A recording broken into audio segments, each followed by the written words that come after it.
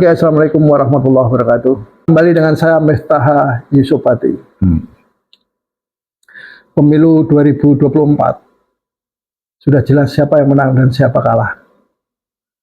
Akan tetapi yang tidak jelas adalah kenapa di tengah tren hijrah bagi umat Islam justru partai-partai Islam terpuruk. Suara P3 terbanting sehingga dia tidak mampu menembus Senayan. Begitu juga partai yang dibidani oleh Amin Rais, yaitu Partai Umat. Hanya cerita saja, 0, PBB lebih buruk lagi, yaitu di bawah Partai Umat. Rebutan suara tampaknya terjadi pada partai politik Islam. Pada tahun 1955, Partai Islam masih bisa dibilang membanggakan karena 43% pemilih memilih Partai Islam, yaitu Partai Masyumi, NU, dan lainnya. Akan tetapi pada tahun ini suara itu tidak ada lagi. Partai-partai Islam sangat kecil. Itu bila kita mengacu pada partai yang berasaskan Islam. Tetapi manakala kita bicara tentang Partai Amanat Nasional, PKB, yang notabene adalah partai dengan pendukung basis Islam, kalau kita totalkan dengan partai yang berideologi Islam, maupun yang lolos maupun yang tidak lolos, itu pun kecil, masih hanya 30%. Bahkan pada pemilu tahun lalu hanya 29%. Ini tentunya mengundang tanya, kenapa sih bangsa Indonesia ini yang 84 sekian persen, yaitu 244 juta penduduk Indonesia adalah Muslim, ternyata sangat kecil yang memilih partai Islam. Apa masalahnya? Nah, untuk kepentingan itu, saudara-saudara, saya ditemani oleh Fatur Rahman Fadli dari Indonesia Development Research. Assalamualaikum. Waalaikumsalam, Gus. Apa kabar, Gus? Cak Cong. Bung Fatur Rahman Fadli ini dipanggilnya Cak Cong. Cak Ong. Oh, Cak Ong. Cak Ong. Tapi aku seringkali kepleset Cak Cong. Karena aku punya teman yang Acong itu kaya dan selalu mengingatkan saya dengan dia. Yang satu ini kaya hati dan pintar. Cak Ong. Ya. Gimana Anda memandang fenomena, ya, kalau boleh dibilang fenomena terpuruknya partai Islam ini di tengah tren hijrah yang begitu menggebu-gebu di tengah masyarakat, ditandai dengan salah satunya contoh misalnya celana cingkrang dan sebagainya. Ya, gini. Jadi sebenarnya di dalam politik praktis itu tidak ada hubungan yang signifikan ya antara hijrah ya dengan perolehan suara partai politik. Ah, ini bisa kita riset ya, bisa kita riset. Jumlah orang yang berhijrah itu jelas lebih kecil daripada orang-orang yang masih belum hijrah. Ah, itu sudah apa namanya, sudah premis pertama itu. Sebelum dia sudah bisa kita lihat bahwa orang yang hijrah menuju kepada kebaikan itu atau menuju pada nilai-nilai Islam yang kafa ya, itu tentu saja lebih kecil daripada ini. Kan apalagi sebelum lanjut. Ini jawaban Anda membingungkan saya masalahnya. Ya, oke. Pada tahun 55 kita ya umat Islam, partai Islam itu 43%. Sekarang itu tinggal 30%. Satu. Pertanyaan saya lebih mengerucut aja, apakah sekularisasi yang telah dicanangkan oleh Orde Baru itu benar-benar berhasil sehingga orang Islam ya, umat Islam tidak lagi begitu mementingkan ya harus memilih partai Islam. Iya, itu efektif sekali. Kita tidak menyadari bahwa meskipun negara Indonesia itu adalah negara yang mayoritas Muslim, tetapi kemusliman mereka itu tidak berhimpit padu dengan pilihan mereka terhadap partai yang bernuansa Islam. Inilah kemudian kita bisa katakan bahwa umat Islam Indonesia itu sebenarnya bukan Islam yang solid dari sisi akidah ya meskipun ada tidak tercipta antara tauhidul akidah ke tauhidul harakah, ya. Jadi kesatuan tauhid kita kepada Allah itu tidak kemudian melahirkan konsistensi di dalam kehidupan sosial politiknya. Tidak paralel. Tidak paralel. Dan itu sesungguhnya bisa kita katakan sebagai masyarakat sekuler, sudah memasuki masyarakat sekuler. Jadi secara sistematis umat Islam itu mengalami proses sekularisasi yang sistematik gitu ya. Apalagi banyak yang salah sebenarnya di dalam mendefinisikan Islam yes, Partai Islam no. Pak Cak Nur itu oleh tahun 73 itu. Ya, tahun 73. Jadi Islam yes, Partai Islam no itu bukan berarti ya kemudian tidak ada partai Islam. Tidak kemudian anti partai Islam gitu. Saya kan pernah menjadi aktivis partai Islam dan pernah mendirikan partai Islam bersama Profesor Deli Arno. Saya sekretaris wilayah dan saya membimbing wilayah Jawa Timur dan saya menciptakan membangun seluruh ini dan gagal. Oke. Dari situ kemudian kita bisa melihat bahwa profesor politik ya itu tidak menjamin bisa bikin partai politik, gitu. Jadi tidak ada signifikansi antara keislaman umat Islam Indonesia itu dengan pilihan partai Islam. Faktanya kan memang pada saat tahun 55, Deli Arno pernah memberikan pernyataan ya soal posisi umat Islam ini. Gitu. Ini sebenarnya murni tidak ada, karena itu pemilu 55 itu dikatakan sebagai pemilu yang paling demokratis. Karena belum ada konsolidasi politik dari TNI dalam hal ini, yang menang adalah kelompok nasionalis, gitu. Kalau dikumpulkan kemarin itu memang baru hanya 30% kan di tahun 2009 kan. Waktu itu 43 kan, Masumi menang, NU menang misalnya kan, masuk dalam 5 besar gitu. Nah, tapi itu kan sebenarnya tetap kalah kalau digabungkan dengan PKI dan TNI dan kelompok nasionalis lah. Dalam sejarah memang partai Islam tidak pernah menang. Apa itu kira-kira akan gitu? Gus Miftah akan bertanya begitu. Apa penyebabnya? Karena menurut saya umat Islam di Indonesia itu tidak menyatu gerakannya, ya. Meskipun kita punya basis massa yang namanya Nahdien maupun Muhammadiyah, kan sebenarnya Nahdien itu anak dari Muhammadiyah ya, 1912 dan 1926. Nah, NU itu 26, Muhammadiyah 12, 1912. Adik lah, ya kan. Meskipun dia itu terjadi ini kan sebenarnya karena konteks wilayah dakwah saja sebenarnya. Ya. Kalau Muhammadiyah di perkotaan, NU di pedesaan. Tetapi di dalam perjalanannya kedua organisasi itu mengalami soliditas sosial ya, mengalami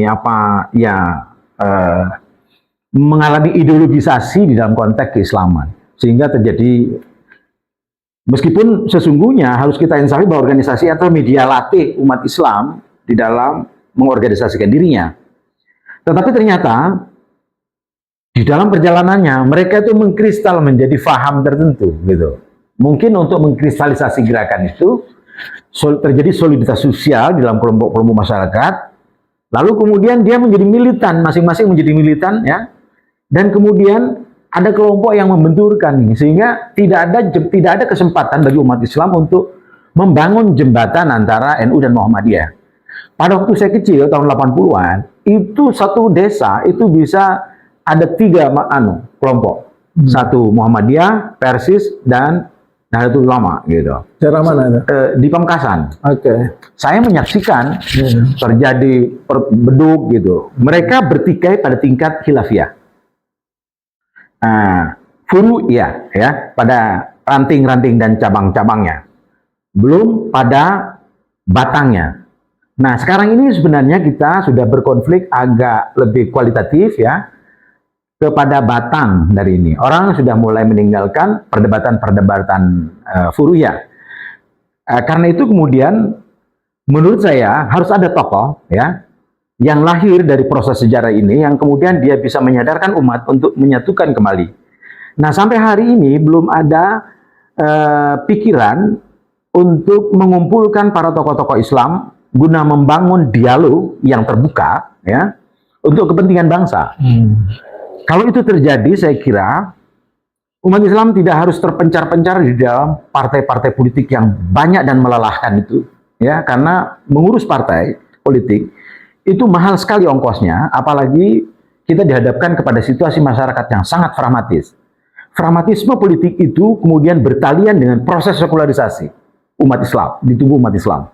Karena itu kemudian yang terjadi bukan melahirkan tokoh-tokoh Islam yang solid ya dari sisi akidah maupun syariah maupun muamalah, tetapi yang terjadi adalah tokoh itu menjadi parsialistik gitu ya, pragmatis dan tidak berpikir jauh ke depan untuk membangun agenda-agenda keumatan guna menopang bangsa ini menjadi kuat gitu. Padahal nilai-nilai Islam itu sangat kompatibel dengan demokrasi.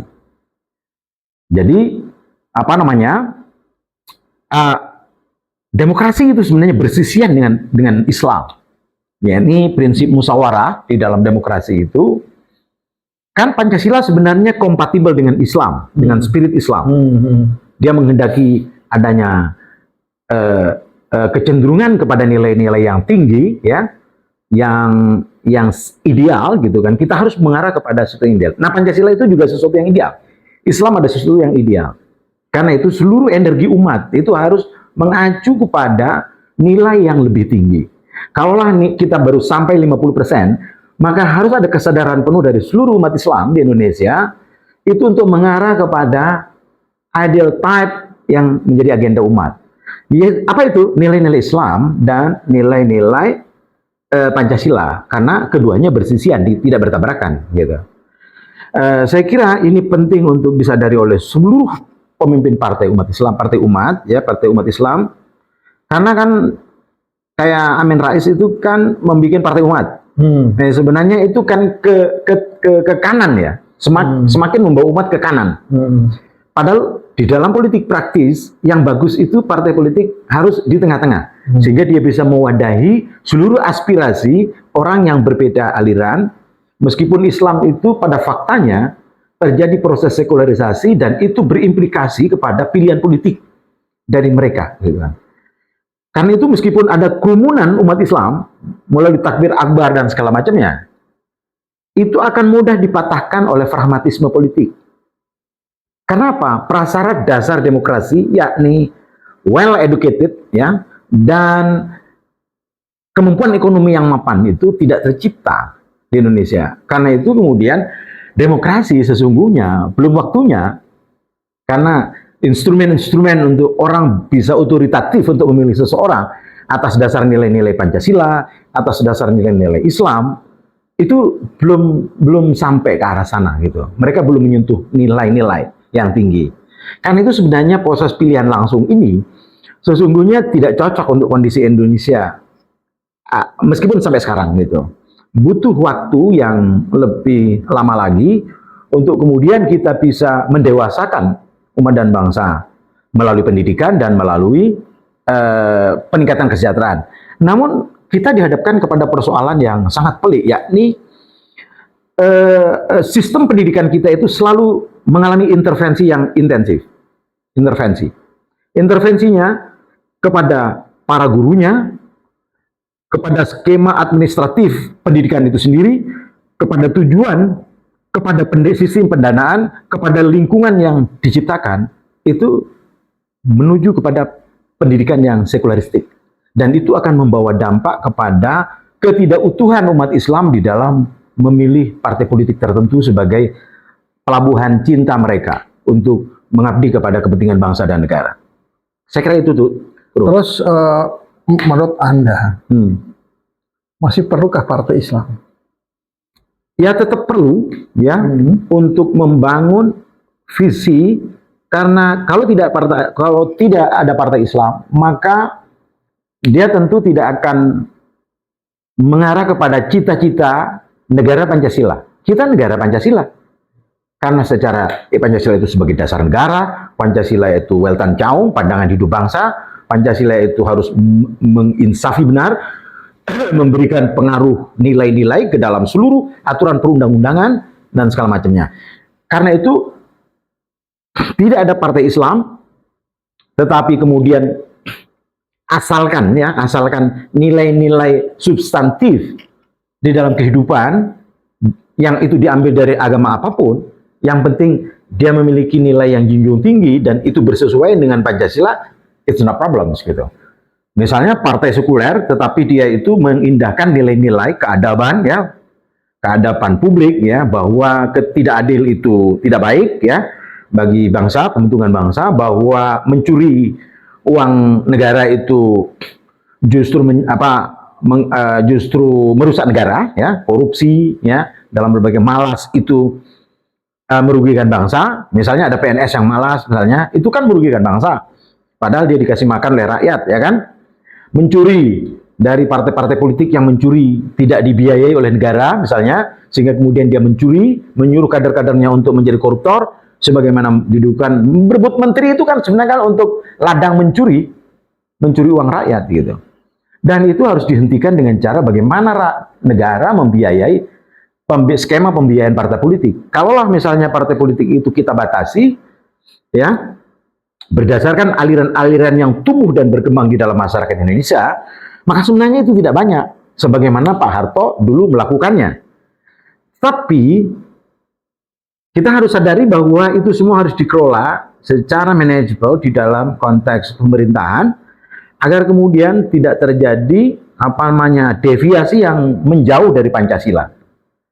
Nah, sekarang masuknya partai politik dan dikuasainya partai politik oleh oligarki ya, itu dikarenakan salah satu persoalannya adalah orang-orang yang tidak punya uang tapi dia berkualitas baik untuk memimpin partai politik itu tidak bisa memenangkan pertandingan dikarenakan lawannya dimodali oleh orang-orang yang sesungguhnya secara kualitatif tidak cukup prasyarat untuk memimpin sebuah partai politik gitu.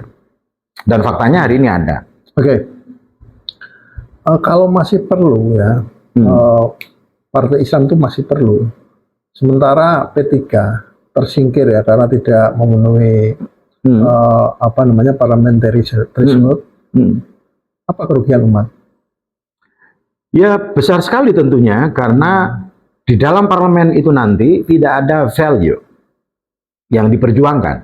Padahal kita negara Pancasila yang harus berketuhanan yang Maha Esa dalam praktek.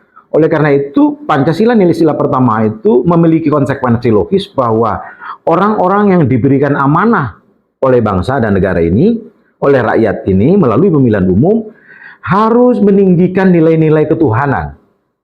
Tidak boleh mencuri, tidak boleh korupsi dan segala macam.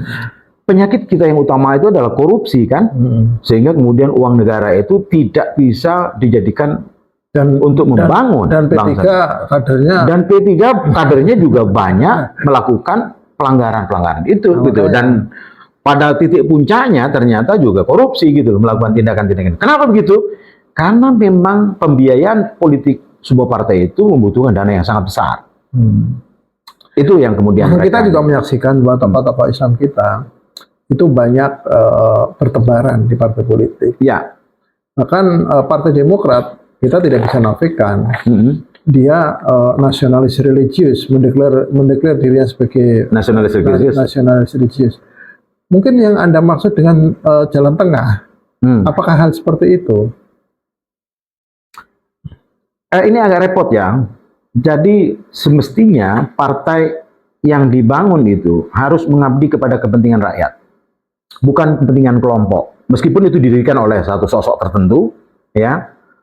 Entah kan sebenarnya banyak, bukan hanya dia. Kalau dia sendiri mendirikan tapi yang lain tidak juga berkontribusi, kan tentu tidak lahir partai itu. Katakanlah Partai Demokrat. Kalau melulu cara berpikir SBY dan keluarganya itu menganggap bahwa partai politik, Partai Demokrat itu ada milik dia dan keluarganya, itu menurut saya sebuah kesalahan yang fatal. Jadi SBY harus merekonstruksi kembali pemikiran dirinya tentang Partai Demokrat. Partai Demokrat itu diusung oleh banyak tokoh, mulai dari tokoh Muslim yang moderat, mulai tokoh nasionalis, hingga tokoh yang beragama non-Islam. Banyak itu, dan saya tahu sejarahnya. Nah, karena itu kemudian kalau itu cara berpikir elit politik kita itu menganggap bahwa partai politik yang dikomandoinya itu adalah miliknya, itu kan sama dengan perusahaan. Kalau kita bicara tentang perusahaan pemilu, perusahaan famili, dinasti ya. Tidak hanya monopoli Partai Demokrat. Oh iya, iya tentu itu hanya contoh karena Anda tadi memberikan contoh. Bahkan Partai Umat sendiri itu juga tidak terlepas dari politik itu. dinasti. Nah, itu kesalahan total. Menurut saya Pak Amin Rais juga mengalami kesalahan yang fatal ya. Saya pernah menyampaikan kepada salah satu tokoh di Partai Umat itu mengatakan bahwa ini sebenarnya tidak benar tata kelolanya. Bagaimana mungkin dia sebagai tokoh reformasi ya, dan ternyata pada prakteknya dia memilih anaknya, menantunya ya, anak menantunya sebagai ketua umumnya, padahal anak menantunya itu tidak memiliki jam terbang organisasi yang baik dan jam terbang pengetahuan politik yang baik tentang bangsa ini. Dia kan apa namanya, disiplin ilmunya bukan disiplin ilmu politik. Mempelajari politik dan sejarah bangsanya itu penting di dalam memimpin partai politik. Dan cilakanya, PAN yang ditinggalkan oleh Amin Rais pun mengembangkan politik dinasti. Iya, ya itu faktanya. Nah, itu sebenarnya karena miopik ya. Para tokoh-tokoh partai itu miopik di dalam melihat partai politik. Padahal dia sebenarnya public sector. Dia kalau Anda dimaksud dengan sektor publik, dia barang publik. Public goods. Partai politik itu public goods gitu. Bukan private good. Bukan barang milik pribadi. Apalagi properti pribadi keluarga tertentu. Ini kesalahan besar ya. Kalau ini terus-menerus bersemayam, pikiran-pikiran ini bersemayam di dalam partai politik, maka partai politik itu tidak akan mampu menciptakan proses kaderisasi yang baik.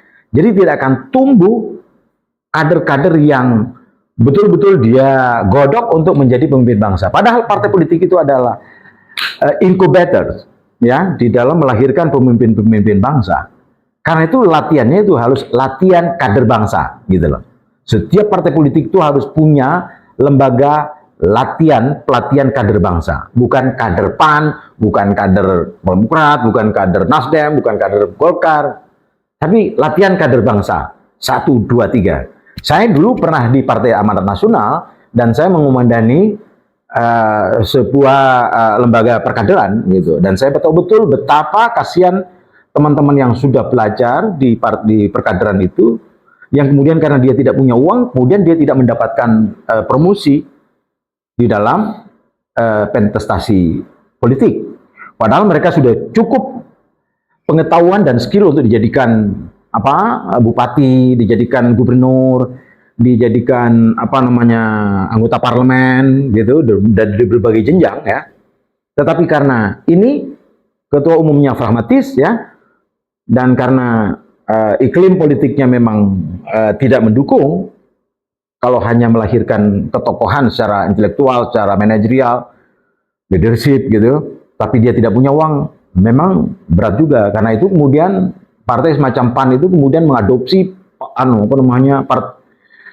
artis-artis gitu kan. Ya, dia sekarang bukan lagi sebagai Partai Amanat Nasional, tapi sebagai Partai Artis Nasional. Artis Nasional. Nanti samain dimarahin loh sama Pak Jul.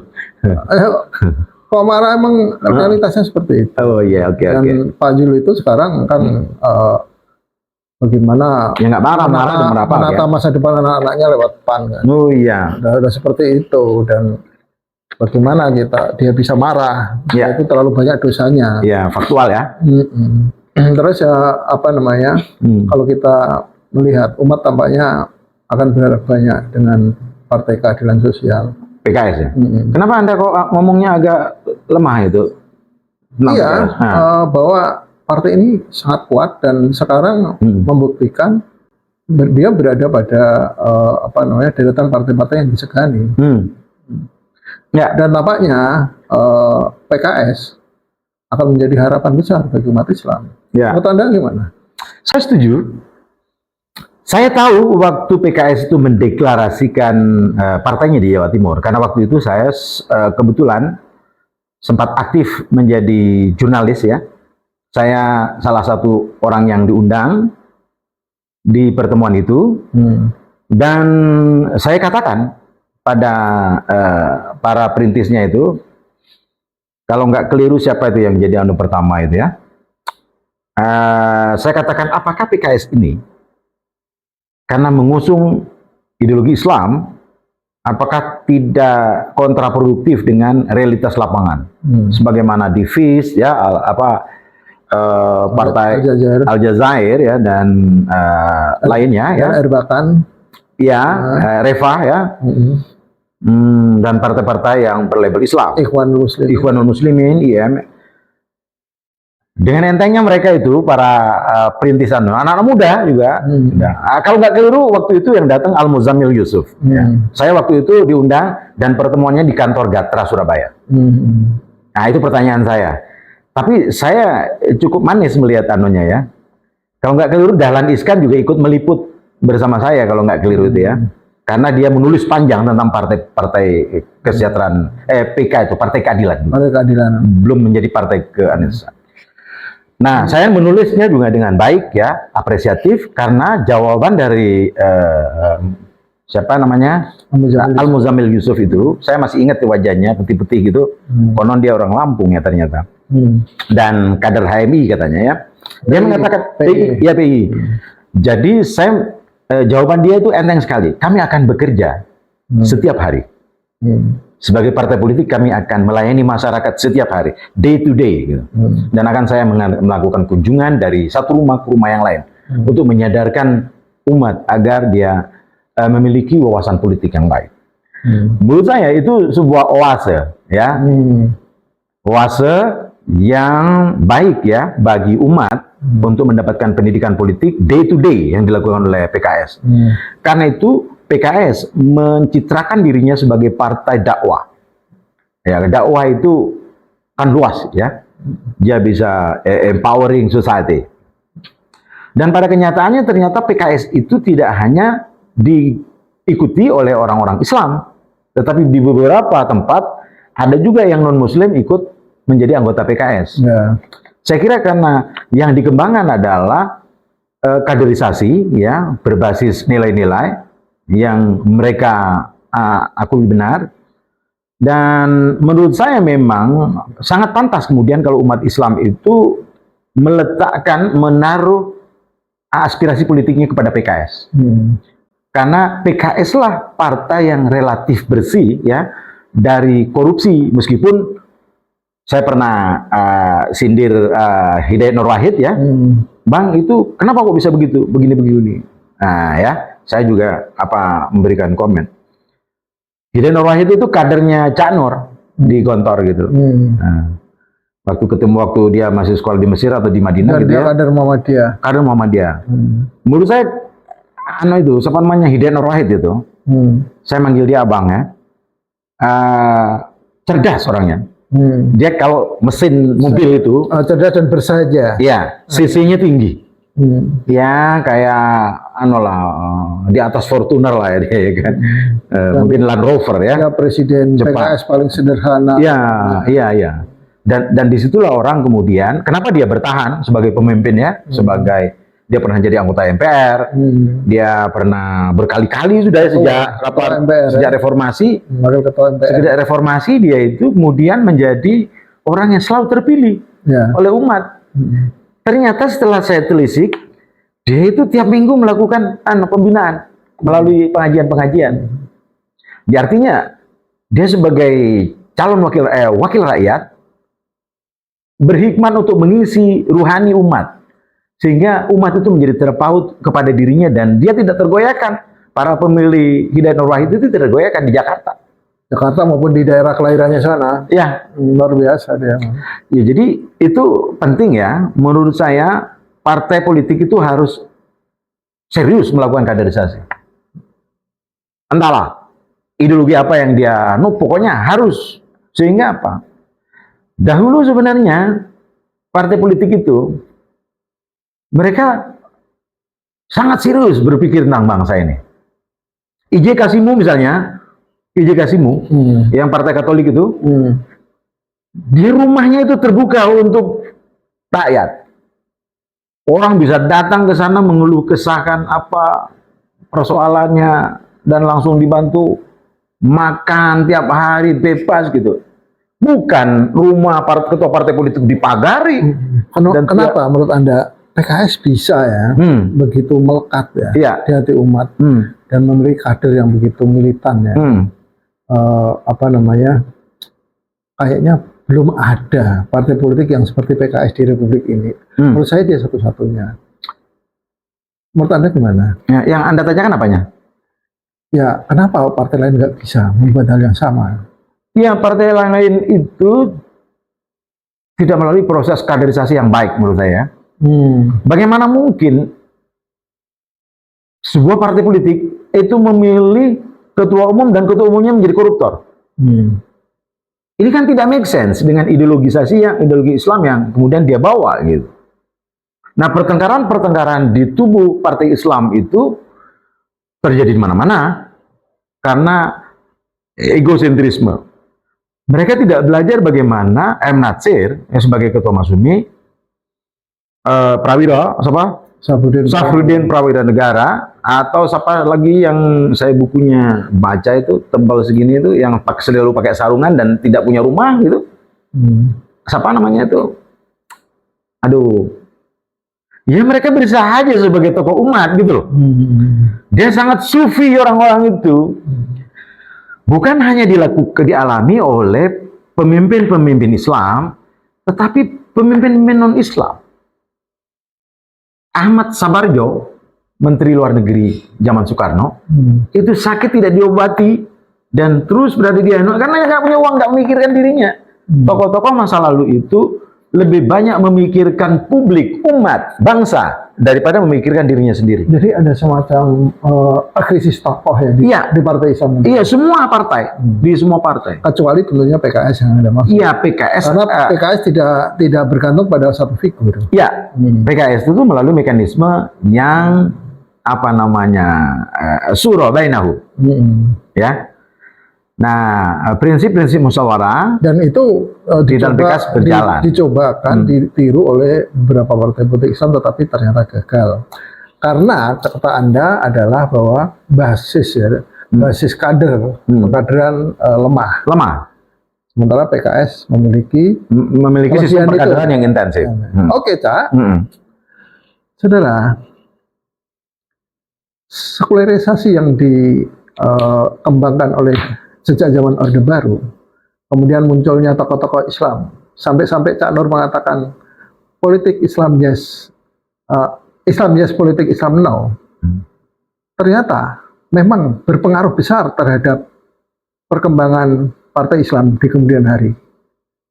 Di samping itu, tokoh-tokoh yang tidak memenuhi harapan rakyat yang memimpin partai politik Islam menjadikan partai ini pelan tapi pasti tidak mampu menambang suara umat Islam.